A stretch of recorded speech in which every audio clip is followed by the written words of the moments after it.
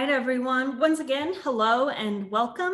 My name is Emily Rischel, and I'm a marketing advisor here at the Kansas Small Business Development Center at Wichita State University. Today, we are discussing how to start an online business. We're primarily going to be focusing on how to kind of start your own business to test your concept or just to get something going quickly. What I'm going to be teaching you today is definitely a DIY version. It's not necessarily going to be vastly scalable. It's more of a, you need to get something up. Can you test your product with this? And then maybe a couple years in the future, looking at hiring a graphic designer to really update your website for you. So that's what we're going to be discussing today. My email is at the bottom of the screen. It's emily.rischel@wichita.edu. Please feel free to email me if you have any questions after the presentation today, or would like to set up an advising appointment. We'll discuss kind of what we do with our advising, but my email is always available for those who would like it. Additionally, some more housekeeping notes. We will have the chat box open and available during this webinar. And so please feel free throughout the presentation to put your questions in there. I will get to them as often as I can, and we will have some time, if I use my time wisely, hopefully we'll have some time at the end to be able to do a question and answer. One final thing that I do want to point out is that we're trying out a new thing this week where we're going to have networking options available after our webinars. So this is the last webinar that we have going on this week. And so we will have a 30-minute kind of time slot available to do some networking directly after this. And so if you're interested in joining that, all we ask is that you stay on this meeting so you don't have to go to any other Zoom links. You just stick around here. But we will ask that you turn your video on so we can kind of see each other and network that way. And we want to have this opportunity available so that we can really start facilitating those relationships between small business owners, because there has been a lack of in-person networking events recently. And we want to make sure that everybody is getting that connection and those resources that they need during this time. So without further ado, let's go ahead and jump right into how to start an online business.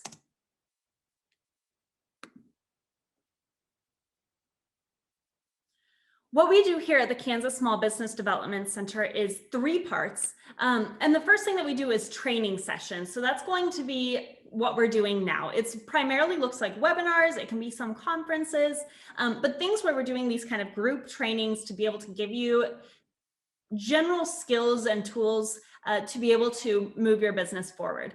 The next thing that we do is advising. And so we have one-on-one confidential, no-cost advising for our small business owners.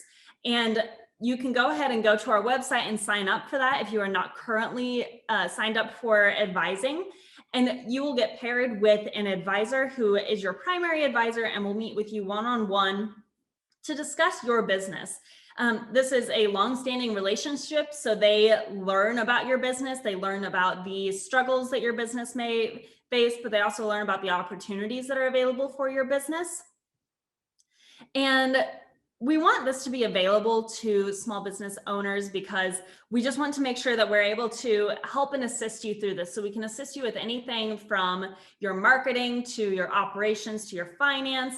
We can help you with loans, or if you're just needing some general perspective and some ideas on how to maybe deal with the situation with COVID and how to pivot your business with that.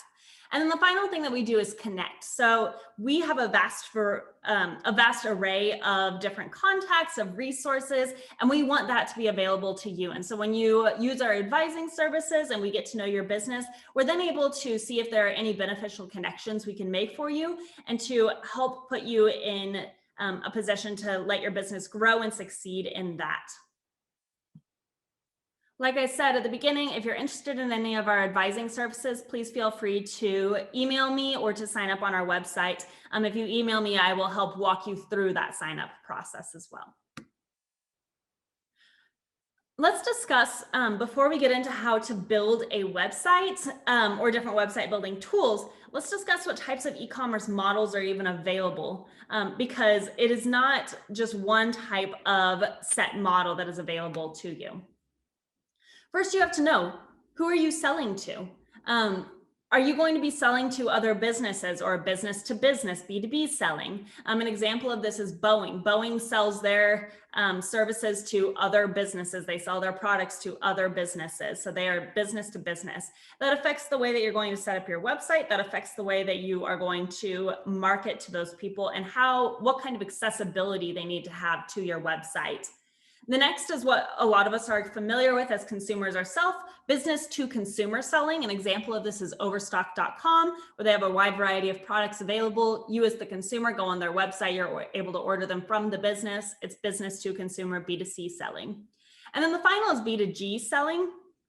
That's business to government selling. An example of this is Lockheed Martin, who has contractors that they work with to make their services available to government agencies so they can contract out those workers. So that is an example of business to government.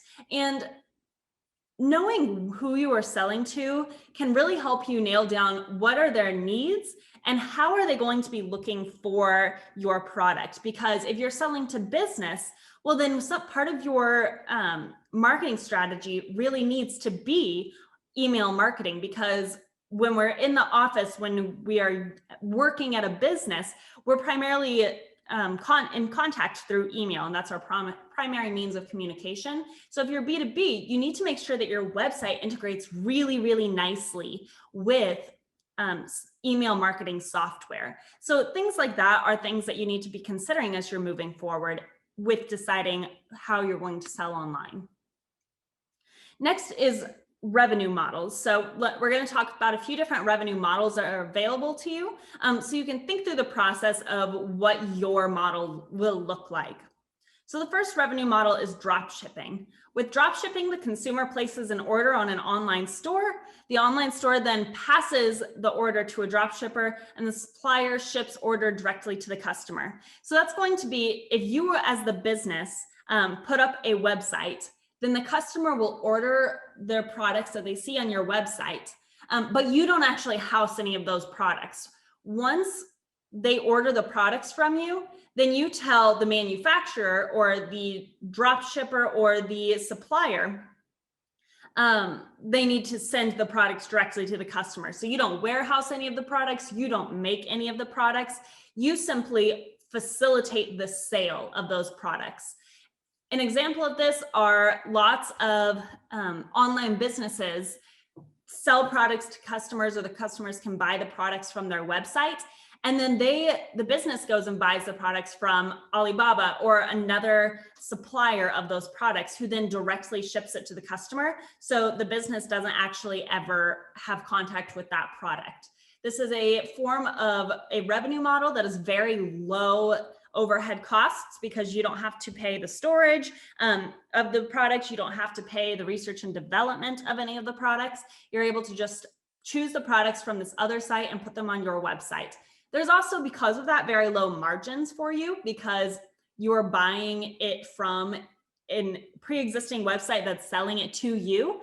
And so you need to sell it for just slightly higher to the customer in order to make some profit on that and to cover your costs. So it's revenue models for drop shipping. This is a game of quantity, making sure you're selling lots. That way you can make some profit off of those low profit margins. The next revenue model is wholesaling and warehousing. This is what we typically think of when at least I do, when I think of e-commerce. But the online store orders direct from the supplier. So you go to the supplier and you say, you know what, I want 10 widgets.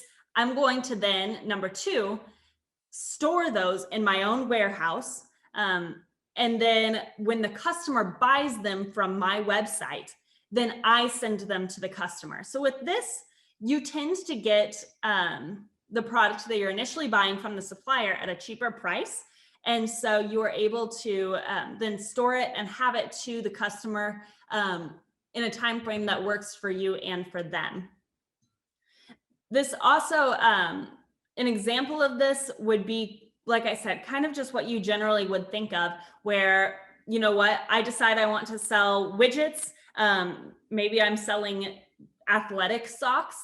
So I go on to an online wholesaler website or an online manufacturing website, excuse me. I buy 20 pairs of socks. I store them in my garage or in a warehousing facility, and then I sell it directly to the customer who orders it off my website. This is another type of revenue model that you can choose to base your e-commerce website off of. The next revenue model is white labeling. So with white labeling, you, the business, order supplies from the supplier. And it's called white labeling because the supplier has the product that they make. So maybe they're making shampoos and you want to sell their shampoos that they make, but you want to sell it under your brand name. So you order from the supplier.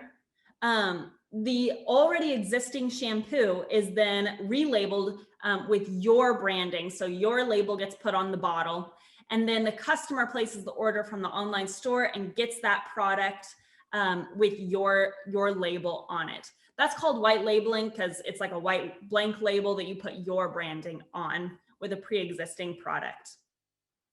A lot of store brand products at the grocery store will do this. So if you go to Kroger to buy your sour cream, the chances are is that the Kroger sour cream is probably the exact same one as the Daisy sour cream next to it.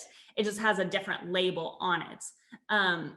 And so that's what white labeling is going to be, is these companies who pay another manufacturer or supplier to put their label on it, put their branding on it.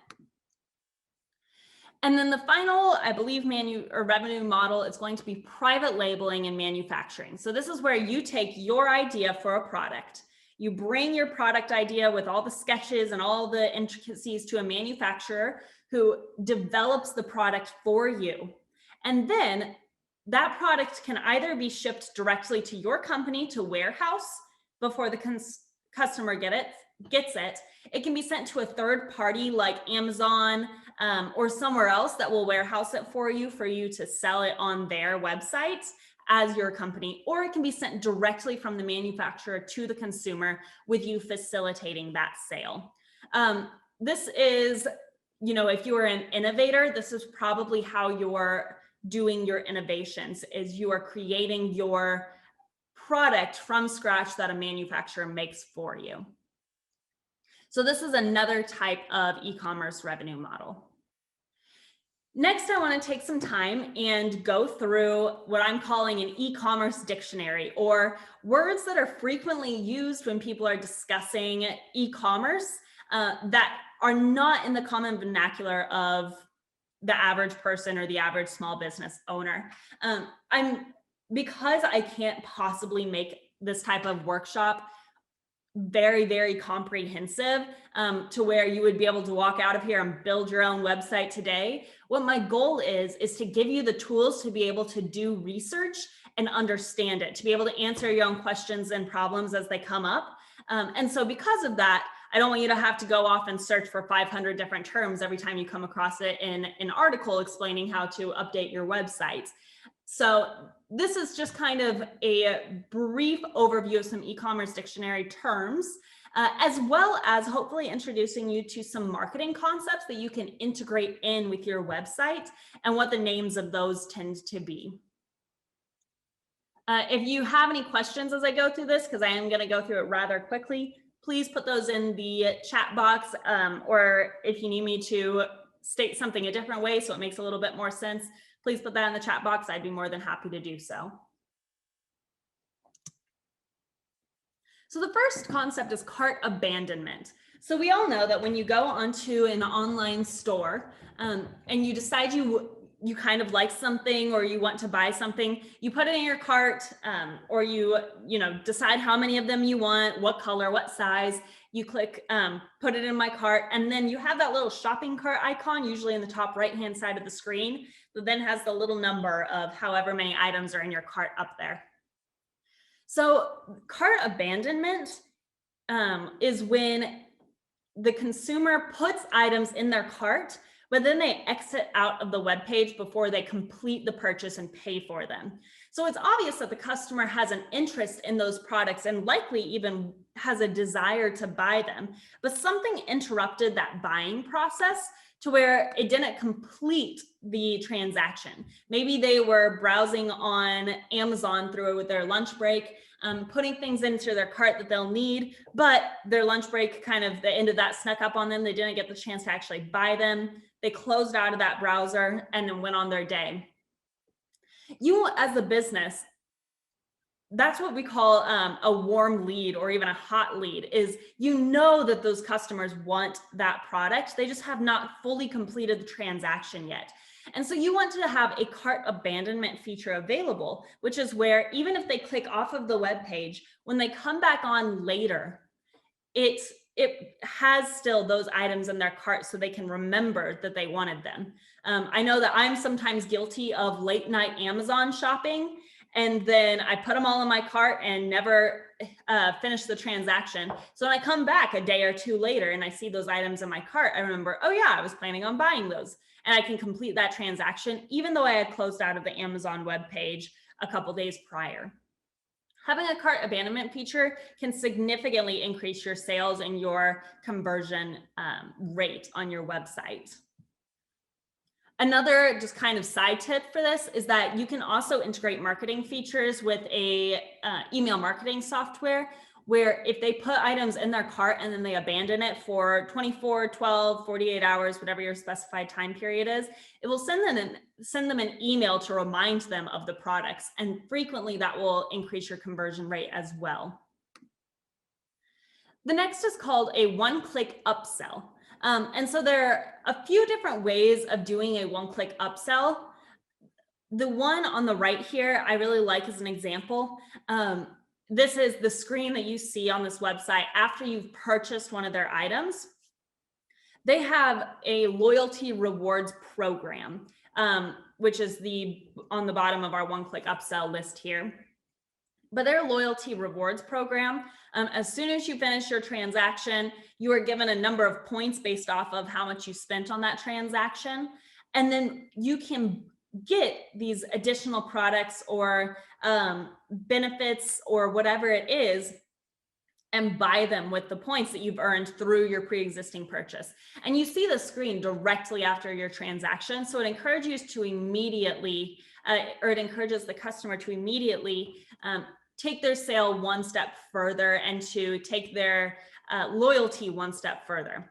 Other ways you can do this is after the transaction, you can send them an email a few days later, or after they've received the product, send them an email a few days later asking for a product review. So that way you're able to get feedback, that other customers are able to see feedback on your products, which can be really beneficial for increasing that turnover, that conversion.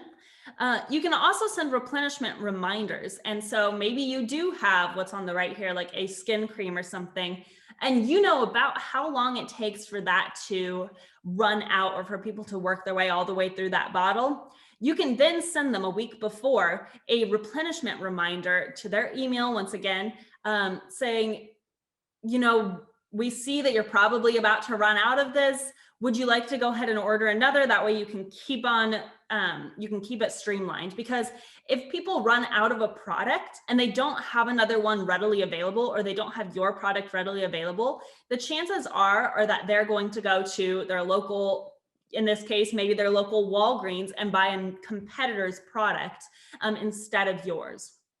We've seen that kind of that loyalty switch happen in huge numbers during the COVID season, because products were not readily available, because the supply chains were broken, because manufacturing was halted, all these different reasons that were outside of the business's control. For whatever reason, the product was then not available to customers, and they were going to other products. And a record number of 70% of people went to other products, and more than half those people who went to other products plan on staying with those other products. And so it's so important to make sure you are making your product available to customers right when they need it. And one way you can do this is through replenishment reminders. Next is going to be a satisfaction survey. We all want to hear what we're doing well. All businesses want to hear what they're doing well, but it's so much more important to hear what you're not doing well before they go out and tell the whole world about it. Word of mouth can be a positive tool for your business, but it can also be a huge detriment to your business if you're unable to solve the problems. And so a satisfaction survey can be really beneficial to giving you that opportunity to hear customers and to immediately solve their problems and giving them a positive story before it turns into negative word of mouth about your business. The next term is download or print on demand, download on demand, print on demand. And these are things where if you have maybe a sewing pattern that you're selling that you drafted, that could be a print on demand where people are able to go and pay $5 online, and then the pattern is then able to be printed directly off their computer onto their printer so they can utilize it. If you're selling maybe an audiobook or music or a webinar or things that need to be downloaded to their computer that they're paying for, you would do that through a download on demand feature where you're able to have people pay for it, and then they can automatically, after they pay for it, download it onto their computer. If you have a product that requires download or print on demand, that's really important to look for when you're looking for websites to host your website on, because not all of them have this feature integrated, or if they do, you have to pay a lot more money to get it.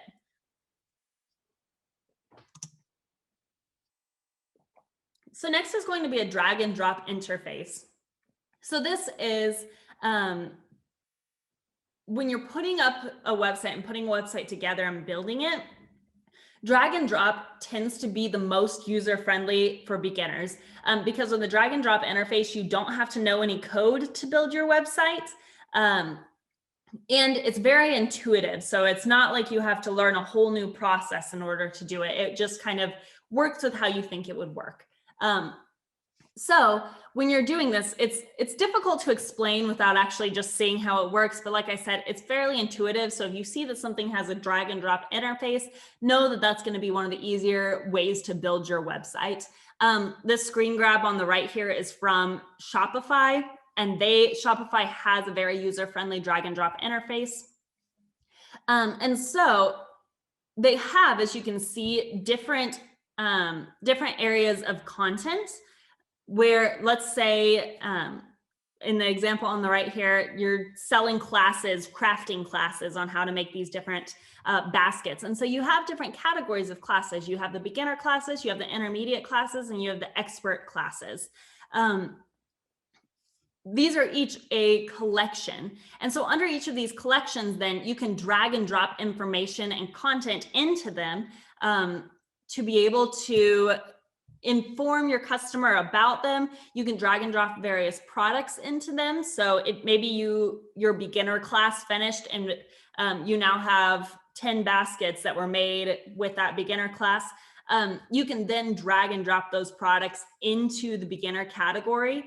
So it's like buckets, and you're able to create different categories off things by just clicking and moving them over. There are lots and lots of explanations on drag and drop interfaces, although, like I said, it's very intuitive. And when you start up with a website that has a drag and drop interface like Shopify, they will automatically have kind of an on-screen tutorial that will walk you through the process of doing it. So it's very easy to grasp onto and to understand. Somebody said that they only see a black and white screen. Is my screen share showing for everyone else, or have I just been talking to a black screen the whole time? I'll just keep going and I can see you. I can see you. You're fine in mine. Okay, somebody else said that I am good in theirs. So sorry that you're not able to see. You might want to get off of the webinar and come back on and see if it'll show you anything then. Okay, so moving along, we have SEO, or search engine optimization. So SEO is a marketing term. It's not necessarily something that is built into your website or things that are automatically built in. It's more of how good is your website at integrating with SEO. And so search engine optimization is going to be when you look at Google or when you search in Google,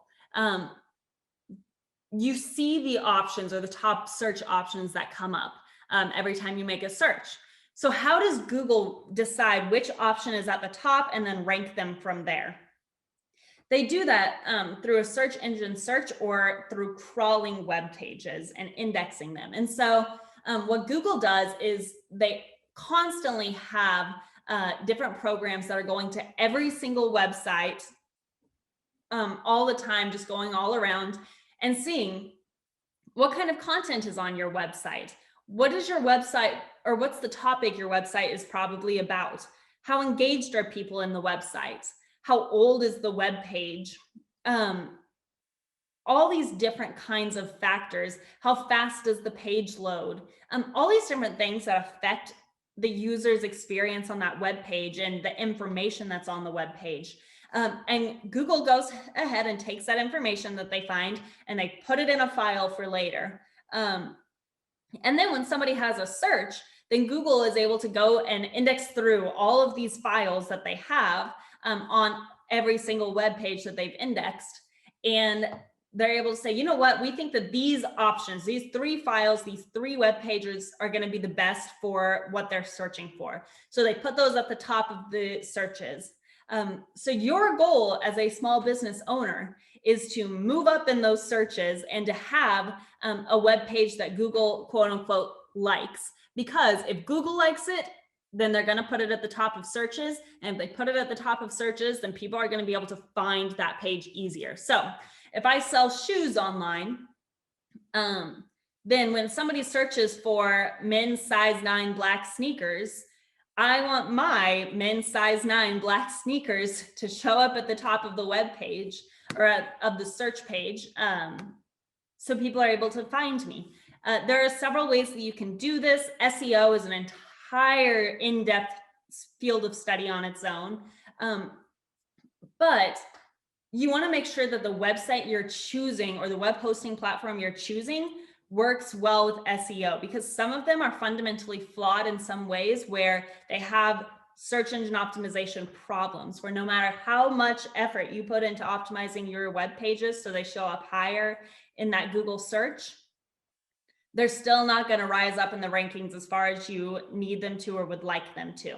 And so we'll go over what these different pages are, but keep in mind that factors like the page speed, things that are, or how fast the page loads, how friendly it is for a mobile device, making sure that people who are on mobile are able to see and use the web page just as easily as people who are on a desktop computer or laptop. These things are all so important for your SEO, and not all web pages do a good job of facilitating that. So we'll go over which ones are and aren't good at that.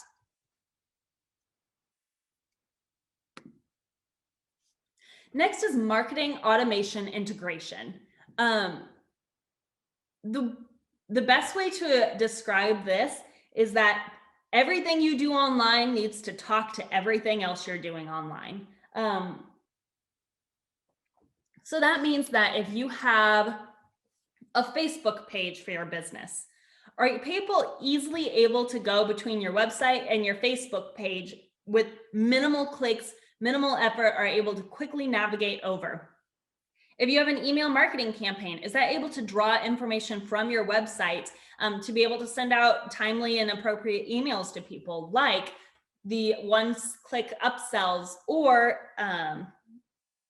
doing the surveys or things like that, where you're quickly able to get information over to people, the cart abandonments, or even if they just spend a lot of time on your webpage but don't buy anything, knowing that that person then is going to get an email later that says something to the effect of, look at the new products that we have for this quarter or this month, because we know you may be interested in this.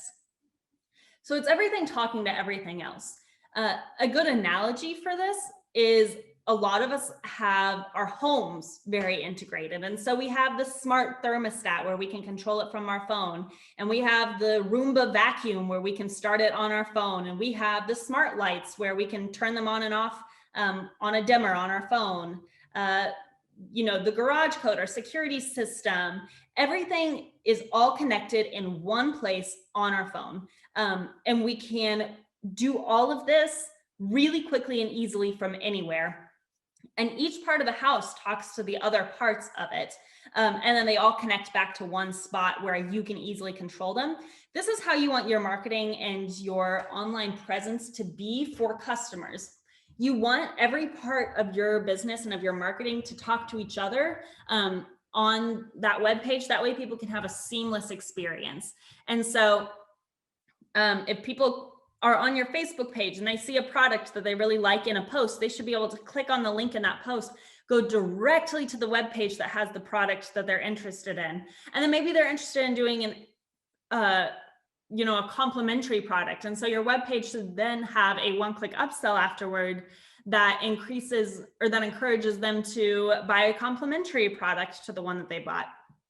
Maybe then your product may need checkups or maintenance over the next year, 2 years, 3 years. So then your your email marketing automatically sends them emails that tells them, we can see that it's been about 6 months, a year. Would you like our technicians to come in and service the product for you? So all these things, they started on Facebook, but they became this lifetime customer because all of the marketing works together and talks to each other so that the customer has a seamless experience. And it's not like they're going to a new business each time they're on your Facebook page or your website or getting emails from you. It's all integrated. So that's marketing automation integration. If you are interested in creating an MIA or MAI plan for yourself, please feel free to reach out. I'd love to put one together for you and with you to be able to really streamline your marketing in that way and to give you an omni-channel presence online. The next is going to be web hosting. And so web hosting is like your web house. And so it's the place where your website lives. An example of this would be Bluehost, HostGator, SiteSplash, I think is another one. So web hosting is like the actual structure where they go ahead and they build this kind of shell of a website, and then you're able to put your information in and to customize it for your business. That's a web hosting platform. It's like the home of your business. Your domain name or your web domain is like the address or the street address of your website or of your house. And so this is what people are typing into the search bar and able to find your actual website or your web host. So they may, ours for the KSBDC is www.wichita.edu/KSBDC. So when people type that in, then it brings them from that domain name. They're able to then find our website hosting to be able to find the actual information they're looking for. So your domain name is very important because you want to make sure that it's something that people would anticipate, that people, if they're looking for your website, would be able to find it, that Google is going to see that your domain name is related to the topics that are on your website and things like that, and are able to quickly index that in their searches. And that can really improve your SEO as well. And so if it can be a very complicated topic to talk about how to benefit your SEO with your domain name, but just know that have your domain name reflect what your business is. Your business name is always the best option for your domain name. .coms are almost always best for your hosting, unless you're doing it, something with .edu or something that's a little bit more specific to an industry like that. But there are several different places where you can go to check domain names. Namecheck is one website where you can go and check different domain names and see if they're available.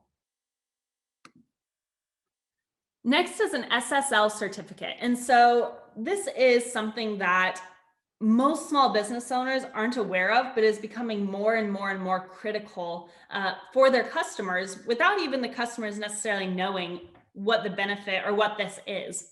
So an SSL certificate essentially means that your website is secure or that web page is secure.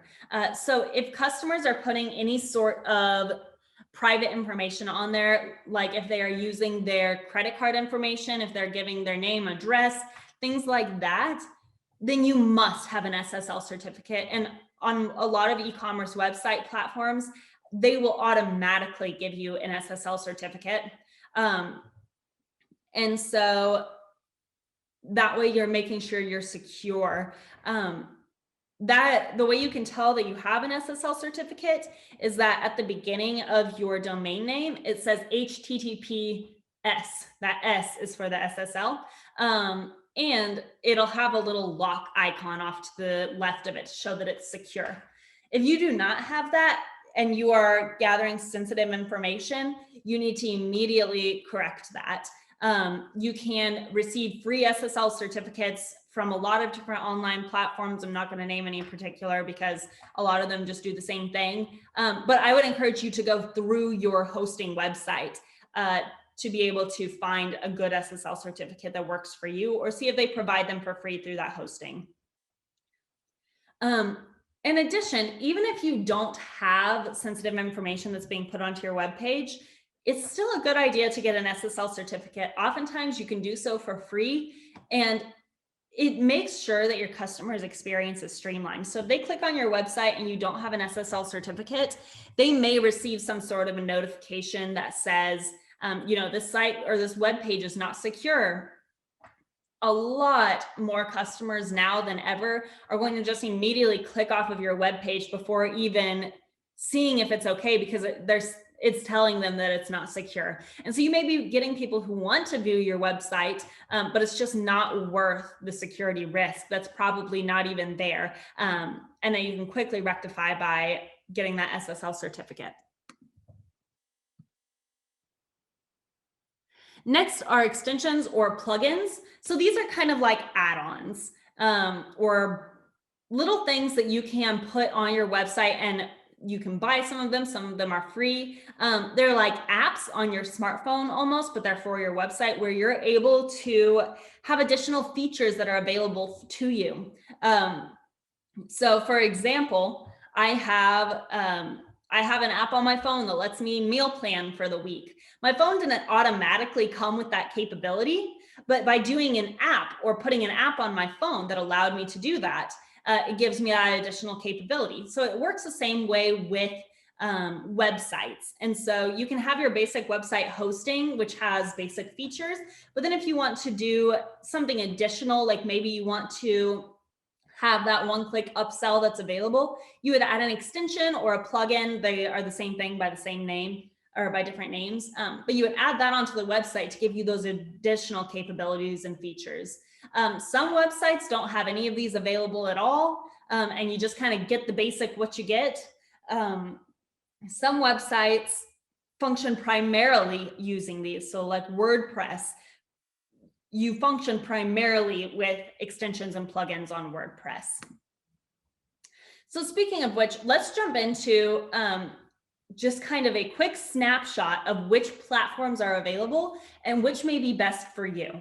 So my goal in this is to give you a wide swath of different platforms that are available to build your website on. So that way you can pick out 1, 2, or 3 and say, you know what, that seems like it may be a good fit for me. I'm going to go research this a little bit more and make sure that actually is what I need. So that's what this goal or this time is for. First, we have BigCommerce. So some of the pros of BigCommerce are that you don't have to know code in order to do it. But if you want to build your website further in the future, or you want it to be scalable, you don't have to know code to start it. But if you do know code, you can utilize that. Or if you want to hire somebody to do your website for you, they can utilize BigCommerce to do that. So you can start off small and grow big through BigCommerce fairly easily. It's very scalable. It's statistically has really good SEO performance. And so that's not something you have to worry about off the bat. Obviously, you would want to do your own SEO efforts, but this isn't going to be a hindrance for you.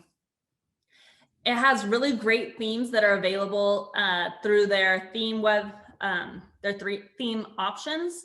They do have a comprehensive abandoned cart feature, which is really beneficial. Just as a reminder, that's when the cart and the items that people put in their cart will still be there when they come back to the web page later.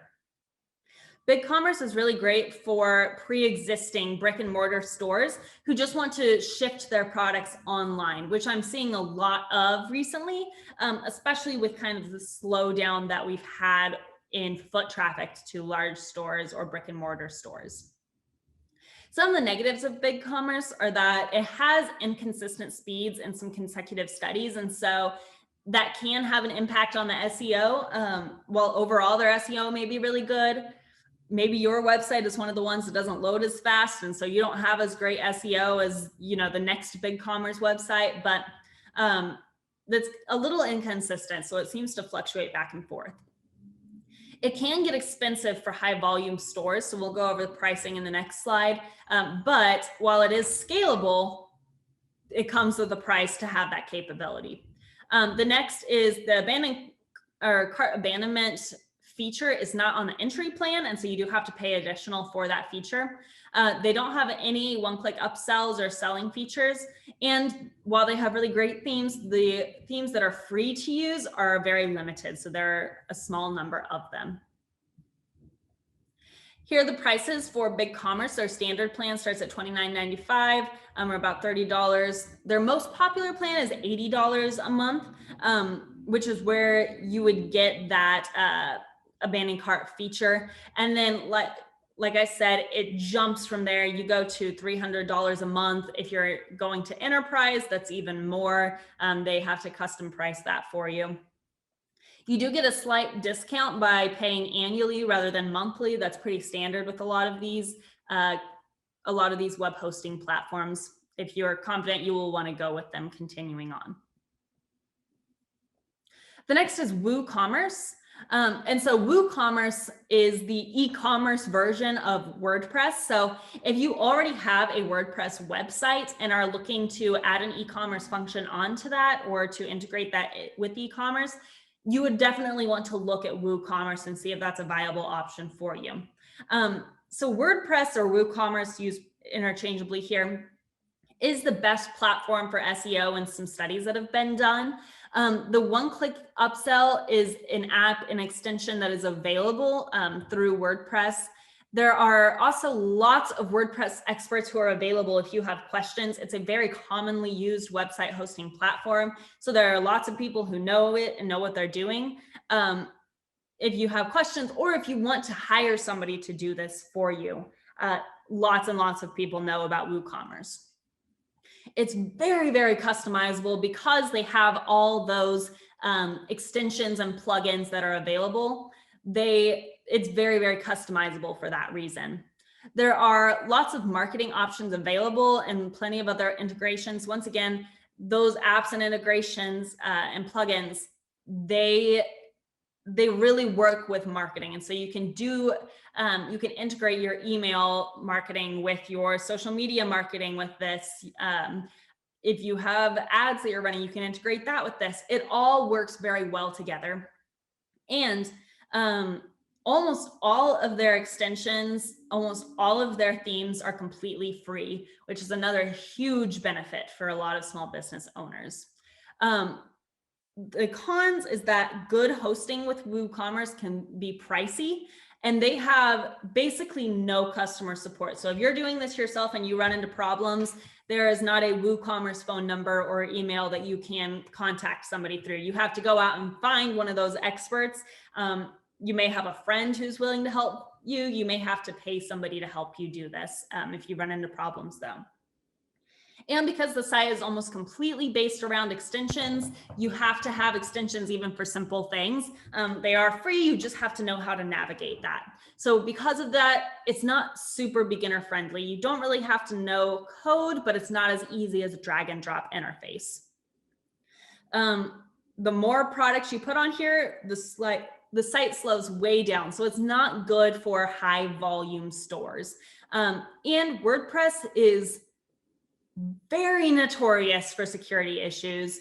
I would say probably on a weekly basis, WordPress comes out with some new security issue that they've run into.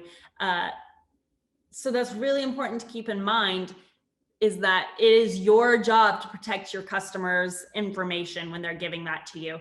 And so that's something to consider.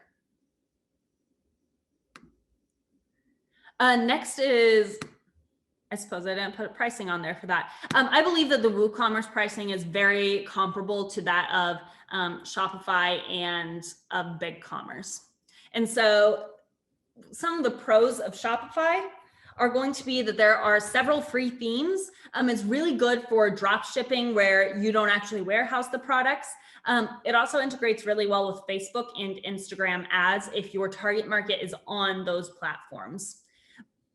They have lots of supporting apps or extensions that you can add on. They have really fast load time. It has that drag and drop interface, so it's very easy to set up. And there are lots of certified partners who can help you. They do have one-click selling integrations and one-click upselling integrations. They allow multiple channels and social selling, which allows you to just kind of get that omni-channel presence to cross-sell a little bit and to really reach your customer where they are. So in the negatives, they have pretty weak rankings for SEO. So you have to do a lot more work to try and boost your SEO.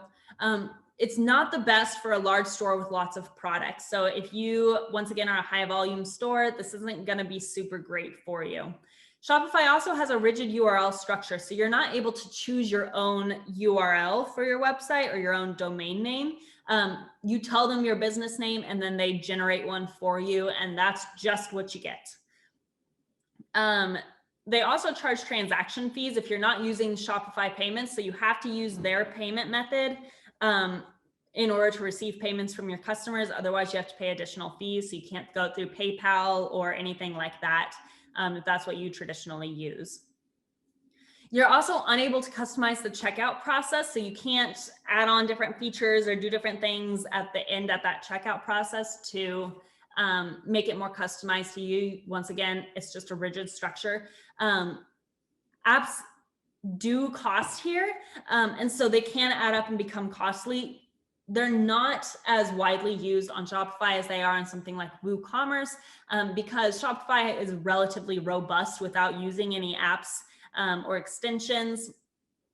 But if you do want an app for that, they can add up quickly. And if you want to have advanced features on there, you need to hire a developer to be able to do that. So Shopify tends to be a better option for those who are just looking for a quick and easy setup entry into e-commerce, and they're not selling really vast amounts of product.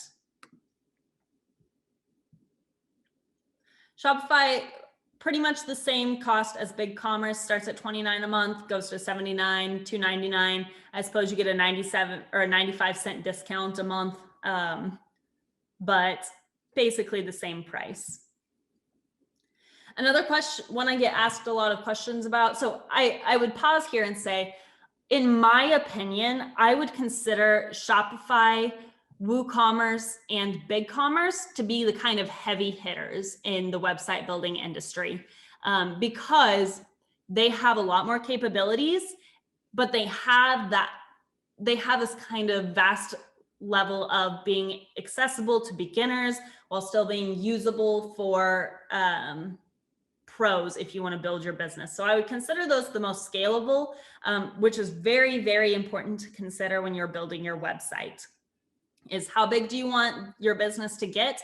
And are you going to be able to get there without having to migrate all of your customers to a new platform when you outgrow your current platform? But these other ones are also great options if you're wanting to do things that are kind of within the constraints of these different options.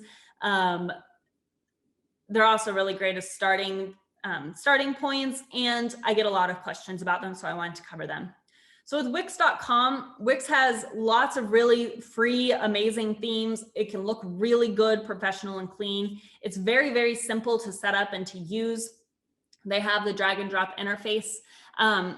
It also has on-page support for numerous needs. So they have a chat box that's just in the bottom corner, I believe, of the screen. You can type in any question that you have, and a live representative will message you back to help answer your question as you're building things. So great customer support.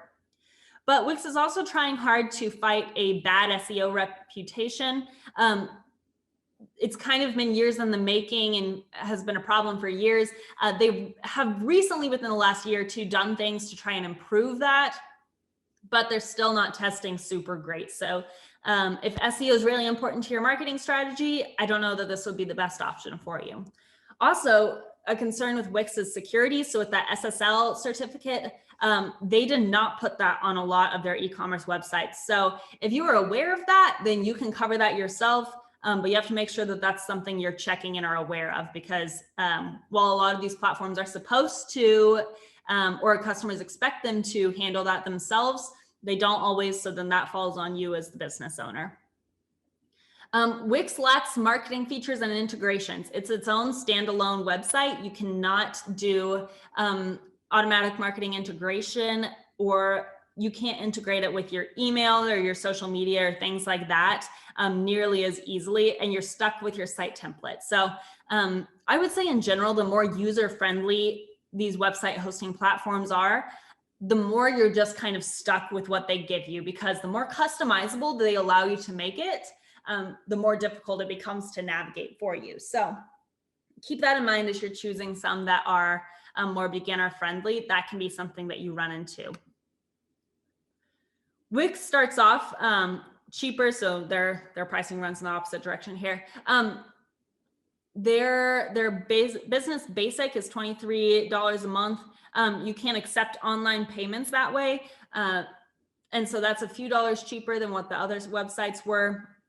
They also have a $27 a month option. Like they say here, that is their most popular. You get more features with that.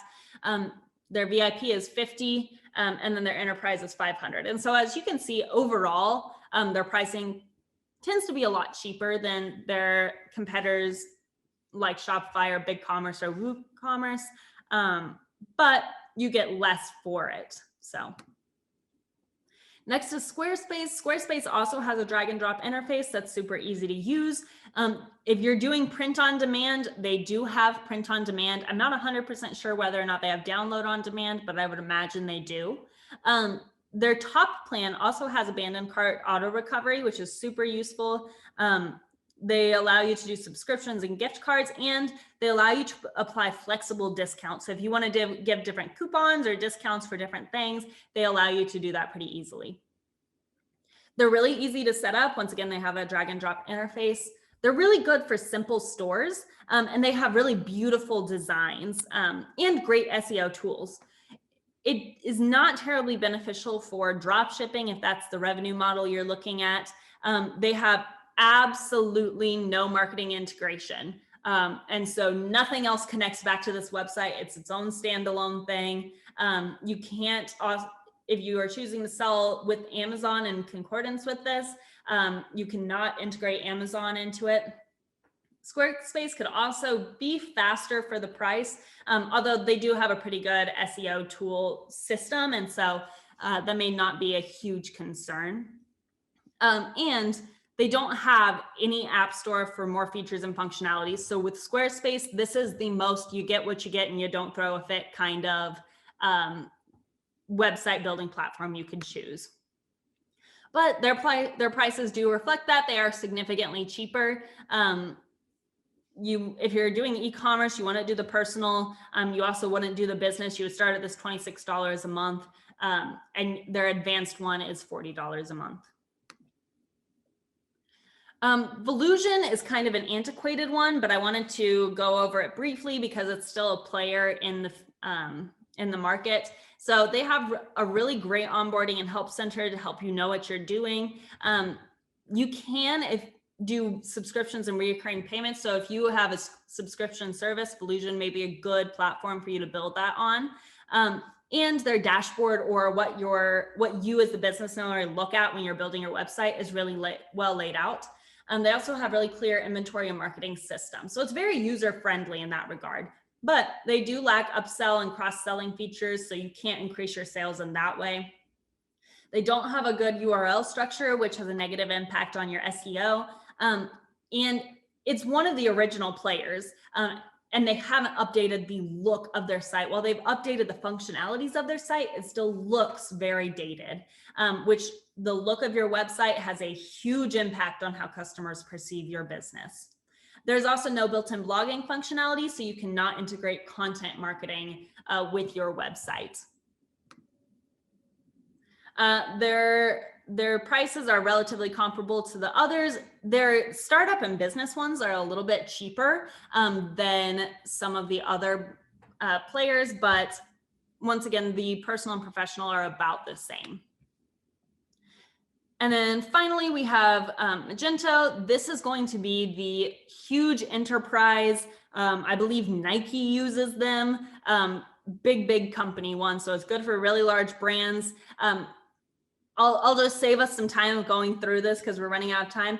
They basically have everything, but you're going to pay for it. You're going to pay for it significantly, and you're going to need to know code or hire a developer to do it. So if you want super robust features and you have lots of cash to spare, this is the place for you. But it's definitely kind of an enterprise one. Okay, so I did not leave as much time as I would hoped, but we have about 3 minutes for questions. I will remind you that if you're interested in sticking around toward the end, and for those of you who came in a little bit later, we do have a networking opportunity available if you just stay in this meeting for about half an hour until 1:30. We will be available to just kind of chat and see how everybody's doing, what you guys are up to. So, but for now, do we have any questions over the presentation?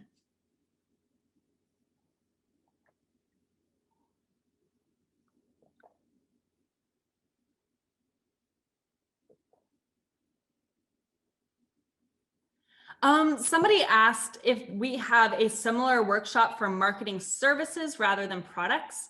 Are you talking about like what CRM tools would I recommend, or like marketing tools rather than website building tools? If you could just clarify for me.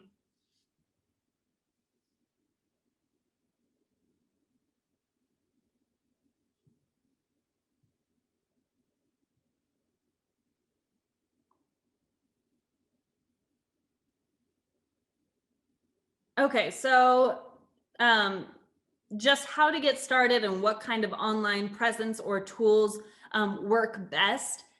It really depends on your specific business and situation. And so depending on who your customers are, where your customers are, there's no one size fits all website or marketing tools that I could recommend overall, because you have to really develop that super individually for your business, for your customers, so they get as streamlined of a product as possible, and that it's already existing where they are. So I would love to be able to talk with you one-on-one to give you some personalized tool recommendations to be able to do that if you are interested.